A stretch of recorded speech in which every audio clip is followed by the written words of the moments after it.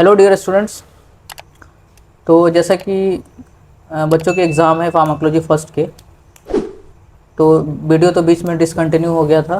तो अभी एग्ज़ामिनेशन की डेट आ गई है, तो हमने सोचा क्यों ना फार्माकोलॉजी फर्स्ट के जो मोस्ट इम्पोर्टेंट क्वेश्चन है उसकी एक वीडियो बनाई जाए। तो हमने कुछ क्वेश्चंस फ्रेम किए हैं विद आंसर्स, जो हम लोग डिस्कस करेंगे 2 मार्क्स के, 5 मार्क्स के और 10 मार्क्स के।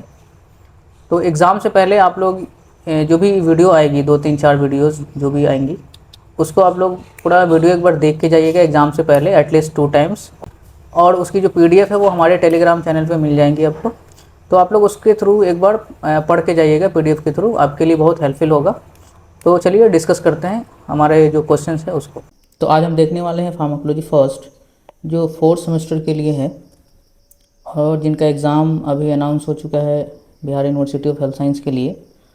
तो हमने एक ऐसा गेस पेपर टाइप क्वेश्चंस जो मोस्ट प्रोबेबल चांस है कि हमारे एग्ज़ाम में आए, जिन बच्चों ने अभी तक कुछ नहीं पढ़ा है, अगर इस पूरे वीडियो के थ्रू या इसका जो पीडीएफ है उसके थ्रू अगर आप जाते हैं, एक दो बार अगर रिवीजन कर लेते हैं वीडियो के थ्रू या पीडीएफ पढ़ के, तो मोस्ट प्रोबेबल चांस है, ज़्यादातर चांस है कि आप इजीली एग्ज़ाम में सारे क्वेश्चंस कर पाएंगे और पास हो पाएंगे।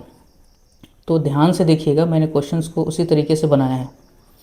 तो आपको पता है कि आपके क्वेश्चंस का पैटर्न क्या है। तो आपके एग्ज़ाम जो होते हैं, यूनिवर्सिटी एग्ज़ाम 75 मार्क्स के होते हैं, जिसमें आपके 10 क्वेश्चंस होते हैं 2 मार्क्स के और 5 मार्क्स के होते हैं 7 क्वेश्चंस 35, एंड 2 क्वेश्चंस आपको करने होते हैं 10 मार्क्स के। तो टोटल आपके जो है 75 मार्क्स के क्वेश्चन में जो पैटर्न आपका है 2 मार्क्स का, 5 मार्क्स का और 10 मार्क्स का। तो उसी तरीके से हमने क्वेश्चन और विथ आंसर प्रिपेयर किया है, जो इस वीडियो में हम लोग एक्सप्लेनेशन देखेंगे इसका। और आपको बस ध्यान से देखते जाना है, कॉन्सेप्ट को समझते जाना है, और कहीं पे कोई इशू आए, कोई दिक्कत आए तो आप हमसे कमेंट बॉक्स में या पर्सनली कॉल करके या व्हाट्सएप करके आप हमसे बात कर सकते हैं। तो सबसे पहले हमने लिया है 2 मार्क्स के क्वेश्चंस, जिसमें आप देख सकते हैं टोटल आपके यहाँ पे 20 क्वेश्चंस हैं, और इसमें से मोस्टली चांस है कि आपके एग्ज़ाम में ज़्यादातर क्वेश्चन यहाँ से आएंगे, और डायरेक्टली नहीं आएंगे तो इतना आपका कॉन्सेप्ट क्लियर हो जाएगा कि आप वहाँ पे जो भी क्वेश्चन पूछे जाएंगे आप कर सकते हैं।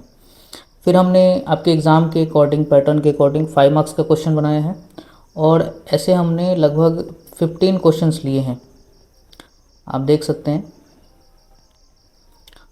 जो हम एक एक करके सबको डिस्कस करेंगे। आपको जस्ट इसको फॉलो करना है, देखते जाना है।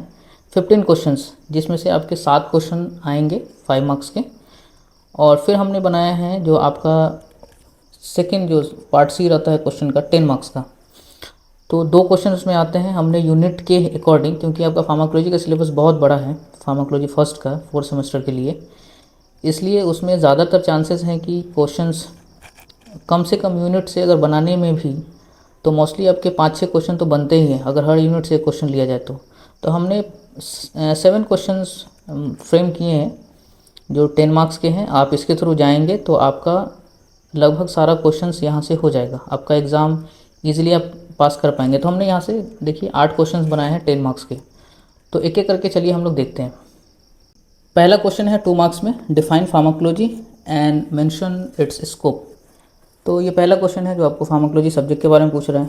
तो आप पहले ही जानते हैं कि फार्माकोलॉजी एक ऐसा सब्जेक्ट है या एक ऐसा साइंस है जिसमें हम लोग ड्रग के बारे में पढ़ते हैं, और ड्रग हमारे बॉडी में कैसे काम करती है, उसका क्या मैकेनिज़्म है, उसका क्या इफ़ेक्ट होता है, क्या साइड इफ़ेक्ट होता है, और उसकी क्या सेफ्टी है पेशेंट पे। उन सब सारी चीज़ों की स्टडी हम लोग करते हैं एक सब्जेक्ट में जिसका नाम है फार्माकोलॉजी। तो फार्माकोलॉजी का मतलब हो गया वैसा सब्जेक्ट जिसमें हम लोग ड्रग की स्टडी करते हैं। सेकेंड क्वेश्चन आपका है यहाँ पे, डिफाइन एगोनिस्ट एंड एंटागोनिस्ट। तो हम लोग क्वेश्चंस के थ्रू कॉन्सेप्ट भी थोड़ा मोड़ा समझेंगे। जिन बच्चों ने क्लासेस नहीं ली हैं उनके लिए थोड़ा सा हेल्पफुल हो जाएगा कि कॉन्सेप्ट के थ्रू समझते चलें कि होता क्या है। तो इसमें है एगोनिस्ट एंड एंटागोनिस्ट। तो शॉर्ट में समझते हैं कि हमारी बॉडी में मान लीजिए कहीं पे कोई सेल है, सेल के सरफेस पे कोई रिसेप्टर है या कहीं पे भी कोई रिसेप्टर है, इस रिसेप्टर का पर्टिकुलर कोई फंक्शन होगा और कोई ड्रग इस रिसेप्टर पे बाइंड करके इस रिसेप्टर को एक्टिवेट करेगा और इस सेल में कुछ चेंजेज आएगा, ये इस रिसेप्टर का पर्टिकुलर फंक्शन होगा। तो कोई भी ड्रग हम बॉडी से बाहर से लेते हैं जो इस रिसेप्टर पे बाइंड करके इस रिसेप्टर को एक्टिवेट करेगा और बॉडी में फार्मास्यूटिकल एक्शन दिखाएगा या रिस्पॉन्स प्रोड्यूस करेगा, उसको हम लोग बोलते हैं एगोनिस्ट, इस ड्रग को। सेम वैसे ही मान ली कोई दूसरा हमने कोई लाइगेंड या कोई ड्रग लिया जो रिसेप्टर पे बाइंड तो कर रहा है लेकिन इसके एक्शन को उल्टा कर दे रहा है या ब्लॉक कर दे रहा है, तो इस टाइप के ड्रग को हम लोग बोलेंगे एंटागोनिस्ट। तीसरा क्वेश्चन है differentiate between competitive and non competitive antagonist. तो इस क्वेश्चन में क्या है कि एंटागोनिस्ट तो है ही, लेट सपोज कि कोई रिसेप्टर है और ये इसका बाइंडिंग डोमेन है और ये इसका इफेक्टर डोमेन है। मतलब कि कोई लाइगेंड यहाँ पे बाइंड करेगा और हमारे बॉडी में नीचे इफेक्ट दिखाएगा, लेकिन यहाँ पे एक बाइंडिंग डोमेन तो होता है जहाँ पे कोई ड्रग बाइंड करता है, साथ में कुछ एक्स्ट्रा डोमेन भी होते हैं। यहाँ पे भी ड्रग बाइंड कर सकता है, लेकिन इफेक्ट दिखाने के लिए उसको बाइंडिंग डोमेन पे ही बाइंड करना पड़ेगा, मतलब इस वाले डोमेन पे। लेकिन यहाँ पे अगर ड्रग गलती से बाइंड कर दे तो बाइंड तो हो जाता है, लेकिन इसके साथ साथ ये रिसेप्टर भी ब्लॉक हो जाएगा, मतलब एक्टिवेट नहीं होगा। तो कोई एंटागोनिस्ट जो ड्रग के अगेंस्ट में काम करता है, लेट सपोज कि यहाँ पे आके वो बाइंड कर लिया जहाँ पे ड्रग को बाइंड होना था, मतलब ड्रग के साइट पे उससे कंपटीशन करके बाइंड कर लिया, तो उसको बोलते हैं कम्पिटिटिव एंटागोनिस्ट और इस रिसेप्टर को डीएक्टिवेट कर दिया। दूसरा है कि कोई दूसरा डोमेन है, वहाँ पे अगर कोई ड्रग आके बाइंड कर दिया जो बाइंडिंग डोमेन पे नहीं, अलग जगह पे, फिर भी रिसेप्टर को डीएक्टिवेट कर दिया, मतलब यहाँ पे ड्रग का बाइंडिंग डोमेन नहीं था, इसलिए इसको बोलते हैं non competitive antagonist. I think you are clear. अगर आपको कोई भी चीज़ें समझ में नहीं आती हैं तो आप कमेंट में पूछ सकते हैं या पर्सनली आप कॉल या मैसेज करके पूछ सकते हैं।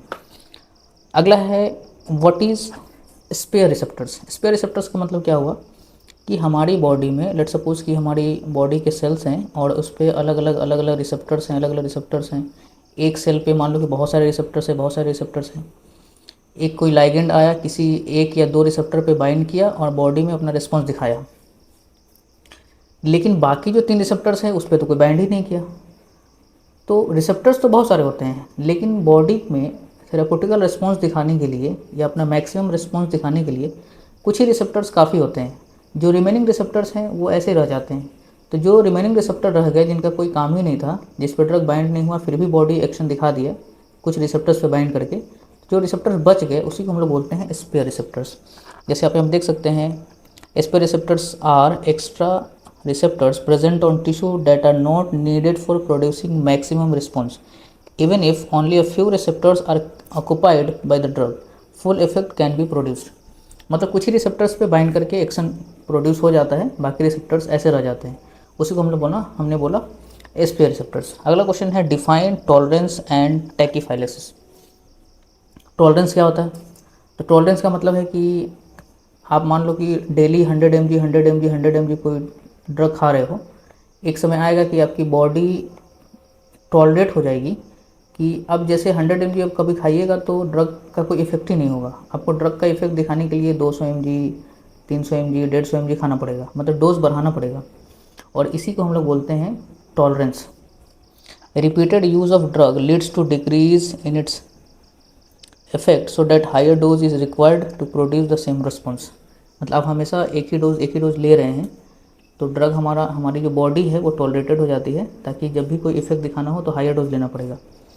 टैकीफाइलेक्सिस का मतलब क्या है कि लेट सपोज कि आपको बुखार हुआ और बुखार में आप दिन भर में 4 टैबलेट 5 टैबलेट खा ले रहे हैं, मतलब कि आप रिपीटेड डोज ले रहे हैं, तो रिस्पॉन्स दिखाने के लिए 1 या 2 टैबलेट ही काफ़ी था, बाकी जो टैबलेट है उसका कोई रिस्पॉन्स ही नहीं होगा। तो तुरंत जो रिस्पॉन्स डेवलप हुआ, तुरंत जो इंटॉलरेंस डेवलप हुआ, इसी को हम लोग बोलते हैं tachyphylaxis, rapid development of tolerance after a few dose of drugs. Next question है what is idiosyncrasy, give me one example. तो आइडियोसिंक्रेसी क्या होता है कि लेट सपोज कि 2 3 4 5 10 लोग हैं और ये भी ड्रग खा रहे हैं, नॉर्मली सारे लोगों पे कोई साइड इफेक्ट नहीं हो रहा है, लेकिन कोई एक ऐसा पर्सन जो मतलब सडनली उसको कुछ अलग सा कुछ साइड इफेक्ट दिख गया जो किसी अन्य लोगों में नहीं दिख रहा था। तो जब कोई अनयूजुअल सा कोई साइड इफेक्ट किसी पर्सन में दिखे तो उसी को हम लोग बोलते हैं आइडियोसिंक्रेसी। जैसे कि पैरासीटामोल नॉर्मली सभी लोग खाते हैं, किसी में पार्टिकुलर कोई साइड इफेक्ट नहीं आ रहा है, और एक पर्सन में कुछ अलग सा कुछ साइड इफेक्ट आ गया जो कि नॉर्मली कभी देखा नहीं गया है, तो उस टाइप को हम लोग बोलते हैं आइडियोसिंक्रेसी। उसका क्वेश्चन है डिफाइन वायबिलिटी। वायबिलिटी क्या होता है?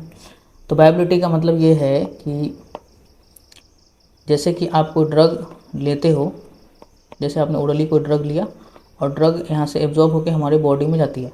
तो अगर आप मान लो 100 mg ऑफ ड्रग लेते हैं तो पूरा 100 का 100 mg हमारे ब्लड में एब्जॉर्ब होकर नहीं गया जब हम ओरली ले रहे हैं, ठीक है। तो किसी भी रूट से जब हम वो ड्रग लेते हैं ब्लड में, पूरा का पूरा ड्रग हमारी बॉडी में नहीं जा रही है।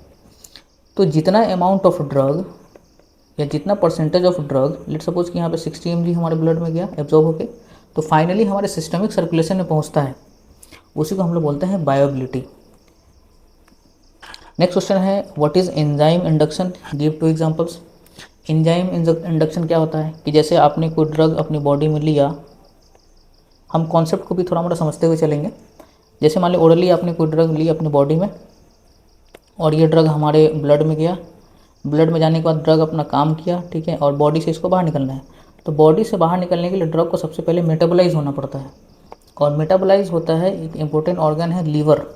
तो लीवर में मेटाबोलाइज होने के लिए ड्रग हमारा जाएगा लीवर के पास, ड्रग इसको लीवर इसको मेटाबोलाइज करके बाहर भेजेगा बॉडी से, और मेटाबोलाइज करने के लिए इसको चाहिए होते हैं एंजाइम्स, केमिकल रिएक्शन करवाने के लिए ड्रग के साथ। और जब कभी हम 2 या 2 से ज़्यादा ड्रग साथ में लेते हैं तो होता क्या है कि कुछ ऐसे ड्रग्स होते हैं जो इस मेटाबोलाइजिंग एंजाइम के एक्टिवेशन को बढ़ा देता है या इसकी एक्टिविटी को बढ़ा देता है, इसको इंड्यूस कर देता है। तो साथ में जो भी ड्रग हमने लिया है उसको जल्दी क्या करता है, मेटाबोलाइज करके बॉडी से बाहर निकाल देता है। तो इसी फिनोमिनन को हम लोग बोलते हैं एंजाइम इंडक्शन, कि जो मेटाबोलाइजिंग एंजाइम है उसकी एक्टिविटी को इंड्यूस कर दे रहा है जब साथ में हम लोग 2 या 2 से ज़्यादा ड्रग लेते हैं या कुछ ऐसे सब्सटेंस ले रहे हैं। नेक्स्ट क्वेश्चन है define the half life of a drug. Half life of a drug क्या होता है? तो half life of a drug ये है कि जैसे मान लो आपने कोई ड्रग लिया बॉडी में और फाइनली वो हमारे ब्लड में चला गया। आपने लिया था 100 mg ऑफ ड्रग, मान लो कि आपके ब्लड में 100 mg ऑफ ड्रग है। कितने देर में इस ड्रग का आधा हमारी बॉडी से एलिमिनेट हो जाएगा, मतलब कि 50 mg ऑफ ड्रग हमारी बॉडी से बाहर निकल जाएगा कितनी देर में। जैसे आपने 500 mg ड्रग लिया तो कितने देर में 250 mg निकल जाएगा हमारी बॉडी से एलिमिनेट होगी। अगर आपने 1000 mg ड्रग लिया तो कितने देर में इसका आधा 500 mg ड्रग हमारी बॉडी से बाहर निकल जाएगा। तो अमाउंट ऑफ ड्रग जिसका आधा पार्ट हमारे बॉडी से कितने देर में निकल जाता है, उसी को हम लोग बोलते हैं half life of that drug. Next question है what is the first pass metabolism. First pass metabolism क्या है? अभी मैंने आपको बताया कि जैसे ही आप कोई ड्रग लेते हो ओरली, वो यहाँ से हमारे ब्लड में गया, ब्लड में जाने के बाद किसी पार्टिकुलर ऑर्गन पे अपना काम करेगा, ऑर्गन पे काम करने के बाद ये बॉडी से बाहर निकलेगा। तो बॉडी से बाहर निकलने के लिए इसको लीवर के थ्रू बॉडी से बाहर निकलना है। तो कुछ ऐसी ड्रग्स होती हैं, जैसे हमको चाहिए क्या कि ड्रग हमने लिया, वो एब्जॉर्ब होकर ब्लड में गया, ब्लड में जाने के बाद अपना काम करेगा, एक्शन दिखाएगा, फिर एलिमिनेट हो, मेटाबोलाइज होके काम करे, तब बाहर निकले। लेकिन कभी ऐसा होता है कि ड्रग जब हम लेते हैं तो वो डायरेक्टली अपना एक्शन दिखाने से पहले ही मेटाबोलाइज होकर बॉडी से बाहर निकल जाती हैं।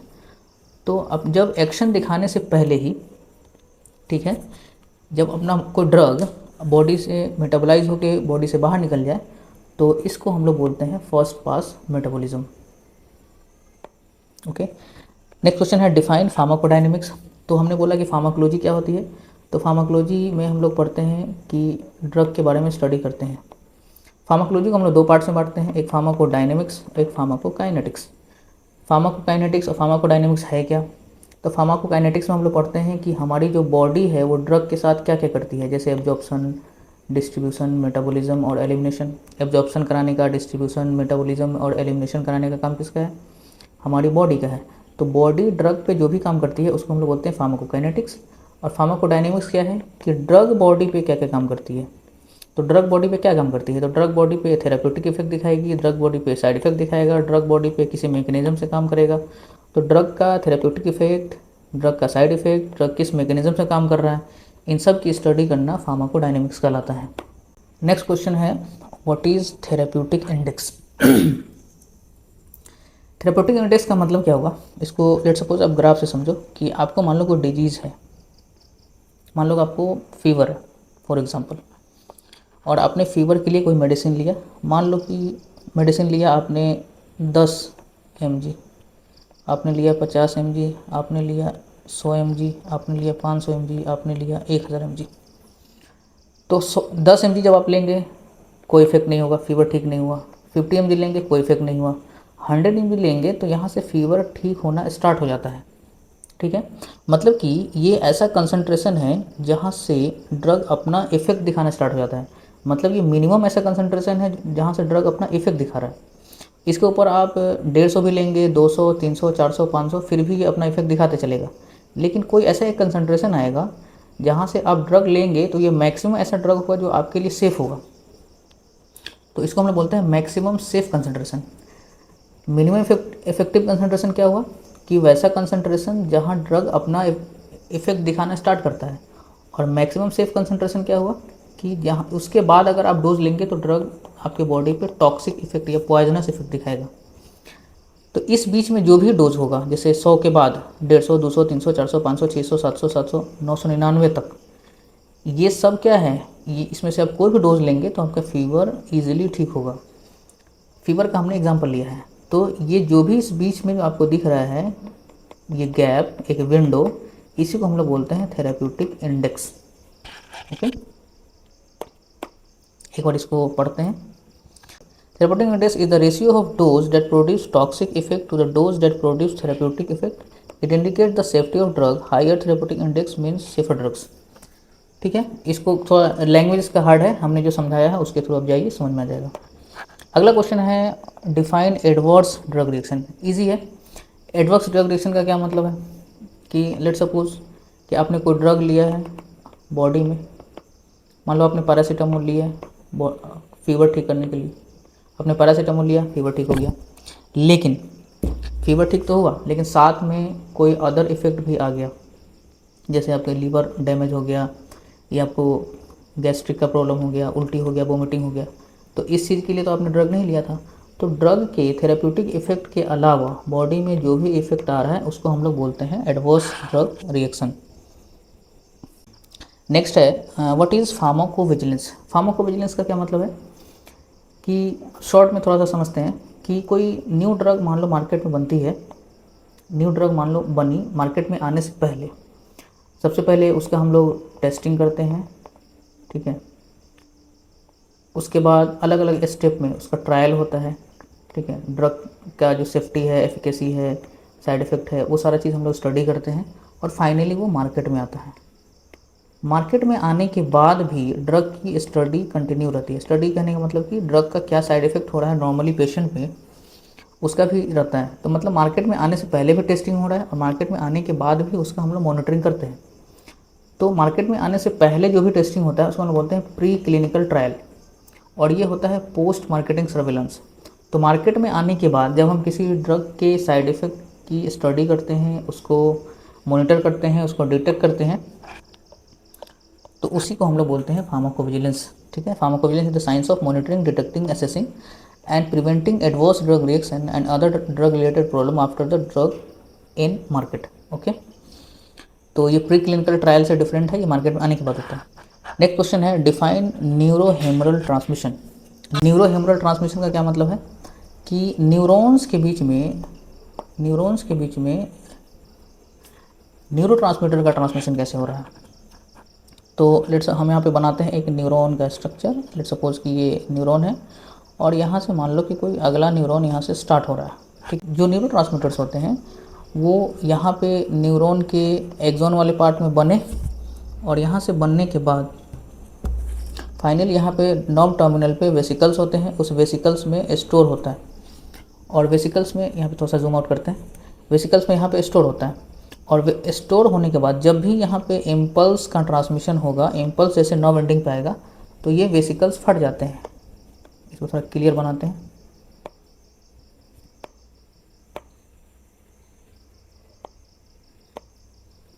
ये मान लो नर्व एंडिंग है और यहाँ पे छोटे छोटे वेसिकल्स हैं। ये वेसिकल्स में भरा हुआ है न्यूरोट्रांसमीटर, ये वेसिकल्स में भरा हुआ है न्यूरोट्रांसमीटर।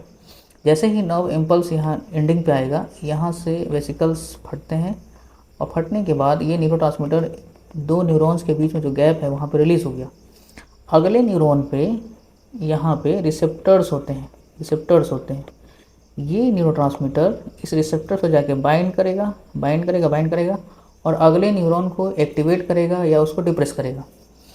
तो आपने क्या देखा कि नर्व में इम्पल्स यहाँ पे आया, ठीक है, नर्व एंडिंग पे आया, यहाँ पे जो वेसिकल्स है वो फटा, बर्स्ट हुआ और यहाँ से न्यूरोट्रांसमीटर रिलीज़ हुआ नर्व एंडिंग पे और यहाँ से फाइनली इस रिसेप्टर पे बाइंड हुआ और बाइंड करके अगले रिसेप्टर को एक्टिवेट करेगा या डिप्रेस करेगा। तो इसी को हम लोग बोलते हैं न्यूरोहेमरल transmission. Neurohemal transmission is the process by which the nerve impulse are transmitted from one neuron to another neuron or the effector organ through the release of chemical substances called neurotransmitters। ठीक है, आगे बढ़ते हैं। What are parasympathomimetic drugs? Give two examples। Parasympathomimetic drug का क्या मतलब है, इसको थोड़ा समझने के लिए थोड़ा सा शॉर्ट में कुछ समझते हैं कि हमारी बॉडी में लेट्स सपोज कि ये ब्रेन है और ये स्पाइनल कॉर्ड है, तो हमारी बॉडी में दो टाइप के नर्वस सिस्टम, ठीक है, जो ऑटोमेटिकली काम करते हैं हर ऑर्गन पे। एक ऐसा नर्वस सिस्टम होगा जो पार्टिकुलर किसी ऑर्गन की एक्टिविटी को बढ़ाएगा और एक होगा जो पार्टिकुलर किसी ऑर्गन की एक्टिविटी को घटाएगा।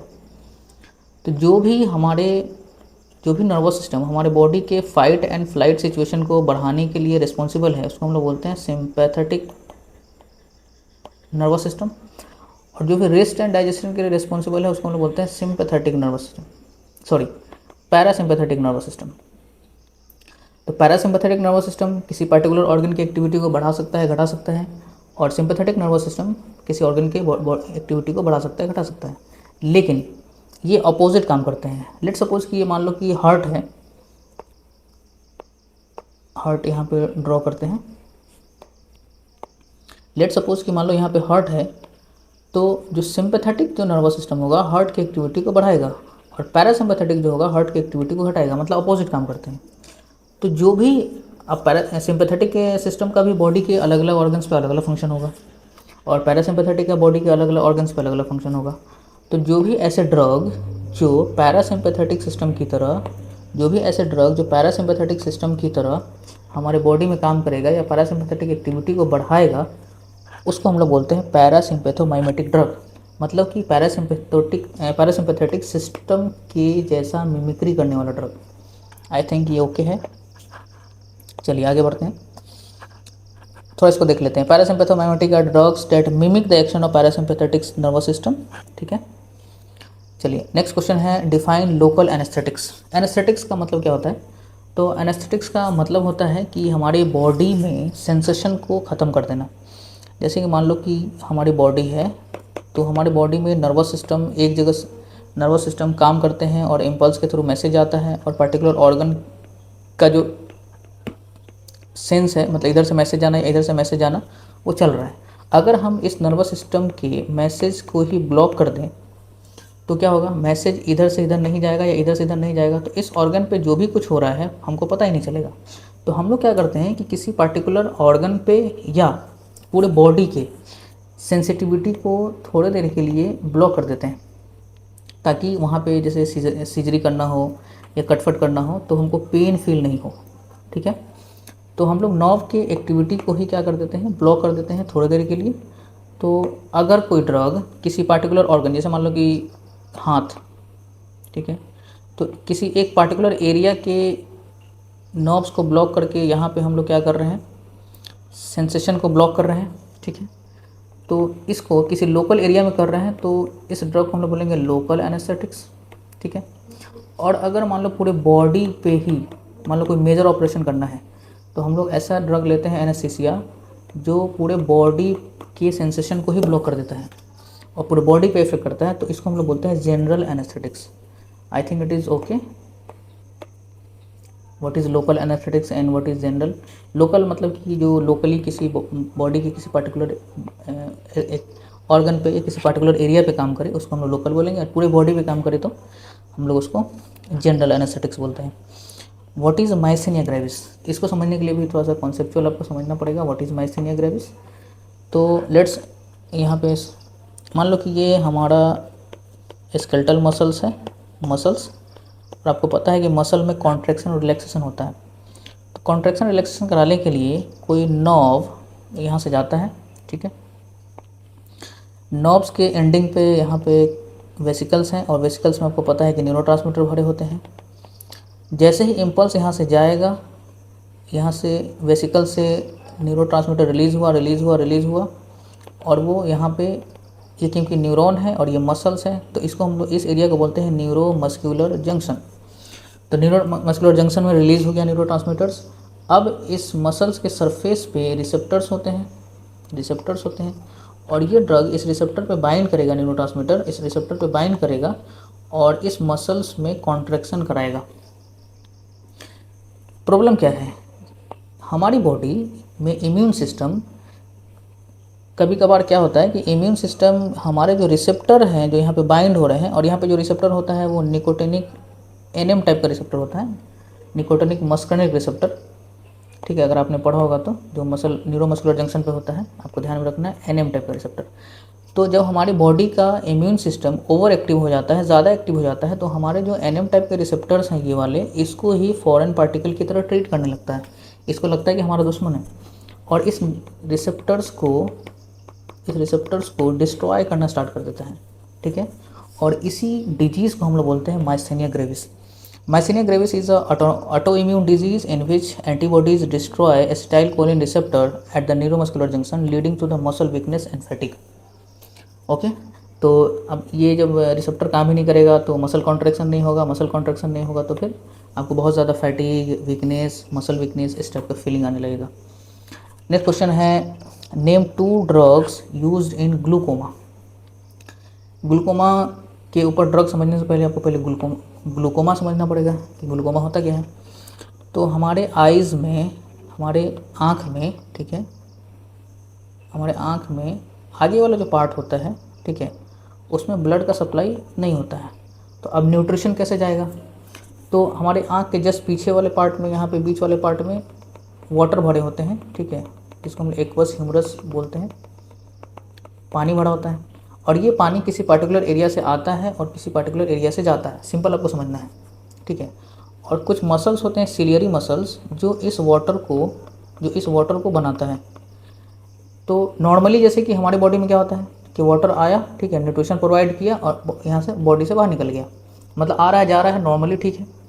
लेकिन जब किसी कारण से मान लो कि पानी कंटिन्यूसली बन रहा है और इस एरिया में जमा हो रहा है और इस एरिया से निकल ही नहीं रहा है, तो पार्टिकुलर इस वाले एरिया में पानी का कंसंट्रेशन ज़्यादा हो जाएगा, और क्योंकि पानी का कंसंट्रेशन ज़्यादा होगा तो फिर क्या होगा, तो कंसंट्रेशन ज़्यादा होने से इस एरिया में प्रेशर ज़्यादा बनना स्टार्ट हो जाएगा, और प्रेशर ज़्यादा बनने की वजह से जो आपके ऑप्टिक नर्व हैं वो डिस्ट्रॉय होने लगते हैं और फाइनली कोई ब्लाइंड हो सकता है, अंधा हो सकता है। ठीक है, तो ये जो वाटर का जो प्रेशर है जो ज़्यादा बढ़ गया है, इसी को हम लोग बोलते हैं ग्लूकोमा।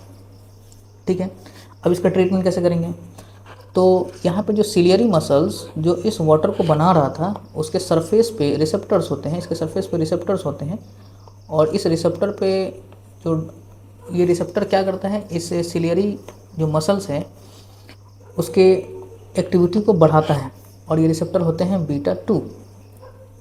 ठीक है, अब ये रिसेप्टर इस सिलियरी मसल्स की एक्टिविटी को बढ़ा रहा है, जिससे वाटर ज़्यादा हो रहा है, और वाटर ज़्यादा हो रहा है तो प्रेशर ज़्यादा हो रहा है। तो इस प्रेशर को हटाने के लिए हमको ज़रूरी है कि सिलिया की एक्टिविटी को हटाना पड़ेगा, सिलियरी मसल्स की एक्टिविटी को हटाना पड़ेगा, और इसकी एक्टिविटी को घटाने के लिए हम लोग एक ड्रग लेते हैं, ठीक है, जो इसको ब्लॉक करने के लिए, मतलब कि बीटा ब्लॉकर, और इसकी एक्टिविटी को कम कर देता है, मतलब ड्रॉप के फॉर्म में हम लोग आँख में डालते हैं, बीटा रिसेप्टर पर बाइंड करता है, बीटा को ब्लॉक करता है, सिलियरी मसल्स की एक्टिविटी घटा, वाटर कम बना, और वाटर कम बना तो इस एरिया का प्रेशर कम होगा। ठीक है, तो हम लोग ड्रग के फॉर्म में जैसे टिमोलोल, पाइलोकार्पिन, ये सब जो ड्रग है वो हम लोग लेते हैं ड्रॉप के फॉर्म में, और ग्लूकोमा का ट्रीटमेंट के लिए। I think it is okay. अगर आपको नहीं समझ में आएगा, कोई भी कॉन्सेप्ट मिसकम्युनिकेशन की वजह से या कैसे भी नहीं समझ में आता है, तो आप हमें व्हाट्सअप करके या पर्सनली कमेंट बॉक्स में कमेंट करके ज़रूर पूछिए, और एग्ज़ाम से पहले 1 या 2 बार इस वीडियो को देख के ज़रूर जाइए। 2 मार्क्स का लास्ट क्वेश्चन है, वाटर ऑपवायर्ड एनाल्जेसिक। सबसे पहले समझते हैं कि व्हाट इज़ एनाल्जेसिक। तो एनाल्जेसिक का मतलब क्या है कि लेट सपोज कि हमारी बॉडी में ये ब्रेन है, स्पाइनल कॉर्ड है, ठीक है, ये कोई बॉडी का कोई ऑर्गन है, ये वाला, जब भी यहाँ पे कोई पेन होगा तो ये जो नर्व है ये इस मैसेज को लेके जाएगा हमारे सेंट्रल नर्वस सिस्टम के पास, और सेंट्रल नर्वस सिस्टम इसको सेंस करेगा तो हमको फील होगा पेन। ठीक है, तो हम लोग क्या करते हैं, कुछ ऐसे ड्रग्स लेते हैं, ठीक है, जो जो इन्फ्लेमेटरी मीडिएटर जो पेन कॉज करा रहा है, केमिकल्स हमारे बॉडी में बन रहे हैं, ठीक है, वो NSAID में पढ़ेंगे हम लोग, non steroidal anti inflammatory drug, जैसे पैरासीटामोल, आइबुप्रोफेन, मेफेनेमिक एसिड या डाइक्लोफेनिक लेते हैं। तो NSAID जो मतलब सिंपल आप समझिए, कुछ ऐसे केमिकल्स बनते हैं हमारी बॉडी में जो पेन करा रहा है, तो उसको हम लोग ब्लॉक कर देते हैं, तो वो NSAID वाला है। कुछ ऐसे ड्रग्स होते हैं जो हमारी बॉडी में कुछ रिसेप्टर्स हैं हमारे सेंट्रल नर्वस सिस्टम में, इस वाले एरिया में, उस रिसेप्टर को ही ब्लॉक कर देते हैं, और उस रिसेप्टर को ब्लॉक करेंगे तो ये जो पेन का सेंसेशन है वो नहीं होगा। ठीक है, तो हम लोग कुछ ड्रग्स लेते हैं, जैसे मॉर्फिन हो गया, ठीक है, पैथेडिन हो गया, ये सब जो ड्रग है, या ट्रामेडोल, कुछ ड्रग्स होते हैं जो स्पेशली कुछ ऐसे रिसेप्टर्स पे काम करते हैं जो ब्रेन और हमारे स्पाइनल कॉर्ड में होता है। तो ये थे सारे 2 मार्क्स के क्वेश्चंस जो हमने डिस्कस किया है। ठीक है, आपको कोई भी इसमें से नहीं समझ में आ रहा है तो बिल्कुल आप हमें कमेंट करके पूछ सकते हैं, या बेझिझक आप हमें कॉल या व्हाट्सअप कर सकते हैं समझने के लिए। एक बार एग्ज़ाम से पहले इसको एटलीस्ट 2 बार वीडियो देख के जाइएगा, और PDF हम जो टेलीग्राम ग्रुप है हमारे चैनल का उसमें डाल देंगे, और वहाँ से डाउनलोड कर लीजिएगा, 1-2 बार पढ़ लीजिएगा। आई थिंक यहाँ से आपका क्लियर हो जाएगा। तो नेक्स्ट वीडियो में हम लोग 5 मार्क्स का करेंगे। इसको जो पूरा जो क्वेश्चंस है उसको हम लोग 3 पार्ट में डिवाइड कर रहे हैं, और नेक्स्ट वीडियो में हम लोग जो 5 मार्क्स का जो क्वेश्चन है उसको डिस्कस करेंगे, और अगले वीडियो में जो 10 मार्क्स का जो क्वेश्चन है उसको डिस्कस करेंगे।